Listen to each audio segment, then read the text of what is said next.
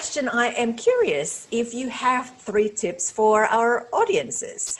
Like I mentioned, what do you mean by getting market ready? Because you mentioned about market ready before. Yeah. And then how can you help business owners with their pricing? Because that is your thing.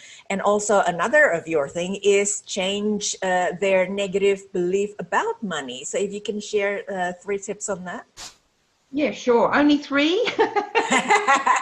It is a quick podcast. I know. So I will be quick. So in relation to getting market ready, what I see, particularly with people with service-based businesses, they're out there selling. They're selling to the next warm pulse. They're a generalist. They're just looking for somebody to pay them anything to do anything, pretty much. Mm-hmm. So they're not positioned in the marketplace. They are not ready to be out there marketing. And that's what I talk about, market ready. So I work with clients. It pretty much is doing what they're already doing, but it just turns it around. It makes them appear in a different light so their clients can be attracted to them for the thing that they do. So it involves branding, choosing a niche. I'm big on a niche. If you don't have a niche, you will be a generalist. You cannot speak the right language to attract those people. And you're just a me too. Everybody else is going blah, blah, blah. So that's about that. And the other part of it really is, what are you offering? And if you're not making offers, people often selling their time. They're just charging by the hour or the session if they're in coaching, that sort of thing. But it is limiting because it's just due to the amount of time. I don't want to buy anybody's time, Ingrid. I don't. The quicker the better. You fix my problem. You're worth more money, gal. So if we took that attitude and went, okay, this is the thing about getting known as the expert in the thing you do, and people get a bit anxious about being the expert. You're not the expert at everything. Just that place where you want to stick your stake in the ground and be that niche. Expert. Yeah. So your niche is in relationships. Yeah. So, but you are more specific. It's not just every relationship. When everybody has relationships, but you're very specific about those niche areas. The broken-hearted singles is specific to those people. They're going to listen up to that. So that's what I mean about that. And then I think that if you're just offering your time, as I said, then that's sort of like a never-ending story. You need to be results-orientated. So when you create what I call a signature system, and that's what I help my clients work out, is the steps they take their clients through to get a specific outcome that they'll be willing to pay you for. So you've got your market there, you've got your niche, you're the expert, and you've got almost a product to sell. And you can ask people to buy, and then they're buying into an outcome. So that's what I say. You're then market ready. You can get out there, and whether you're writing or speaking, they're the only 2 forms of communication, you will be on song, and just keep singing out of that songbook, and more people will realize that you're the go-to gal to fix that particular thing. So that's what I say, market ready. Otherwise, generalists, one, they can't charge enough because they're a generalist.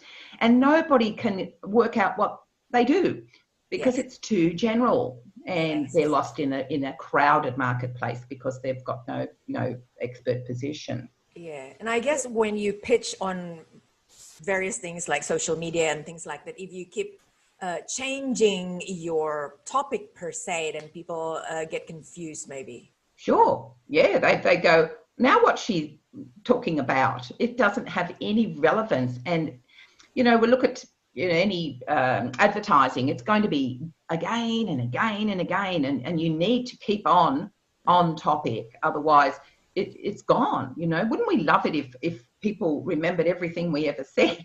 That doesn't happen. You have to keep on saying it. There's every which way you can. That's about marketing. That is, your message has got to keep on being out there, on brand, and always promising the outcome your clients are looking that they'll be willing to pay you for. Brilliant. What's the next step? Oh, I think I was going to talk about business owners with their pricing. Yeah. And this really comes to, and people often struggle with this, and they say to me, I don't know what to charge. Yeah. So the idea there, they're often thinking internally. A lot of that is around, oh, I don't know whether it's worth that. I don't know whether people will be prepared to pay. Now, truly, we don't have the right to decide for anybody else what they're prepared to pay. Yeah. That is not up to us. We need to just put our best program out there and the investment, and then people will engage or not, according to the conversation we might have. But we don't have the right to prejudge. And often people looking at someone going, oh, they're not going to, they won't pay. They're not going to, and they're all this monkey chatter going on. Instead of looking outward, the value of what happens to the person who engages with you. Yeah. And then when broken-hearted single enters into your program and come out the other side, healed, whole, ready for another life-changing relationship, how do you put a value on that? That's true.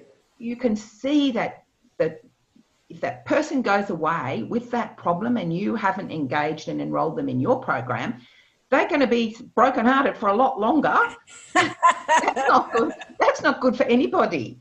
So when you hand on heart know that that person in front of you needs you and you're the expert to fix the thing that's broken, then you should never let them go away without at least making a decision, because, indecision is exhausting and we need to help people. Yes, no, find somebody else if it's not me. But if it is you, hand on heart, then you sign them up and you do your job. Brilliant. What's the next step? Negative money beliefs. That's the thing that's at play in all of this. The negative beliefs that and you mentioned, your background. We all have our backstory. Yes. And, it's not just in your lifetime. It's inherited from generations, and particularly women. We have much more issue around self-worth, and less, we're very emotionally attached to money, much more so than guys. They've had money, they've had it for generations, they've been in control. So for women, we've got all that at play. So we've inherited all of that. And you've got children. I've got a couple of kids and 9 grandchildren already. What are we sending forward? So we've got this inherited, our relationship and everything that's gone on in our own, and we're passing that on to future generations.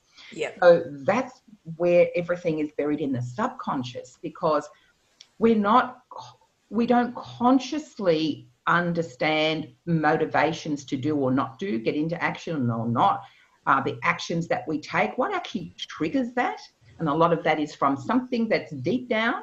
So my tip there for people is just become aware. And if it's Groundhog Day again, and there's more month than money, what have you done differently that could get you a different outcome? Challenge yourself about the behavior, the pattern you see. What are you doing constantly that is causing that sort of outcome? So that would be my tip. Become aware, then look and think, is that true? Do I believe that? Where did that come from?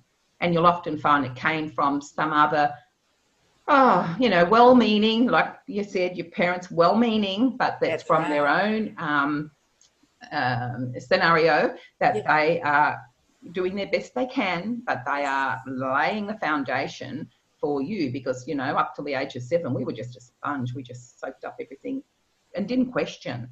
And then it's been, ticking along ever since. So that's my tip. Become aware and then challenge. Is this true? Brilliant. Brilliant. I think my husband and I need your service. Well, I love working with couples, because when you can understand each other through the lens of money, you understand yourself better, but you really do then begin to see, now that's why they do this. They're not, it's just the way to be aware and have those honest conversations. That's what I like, is that people don't often talk about money. Yeah. In couples, they fight about it. No, they don't talk about it.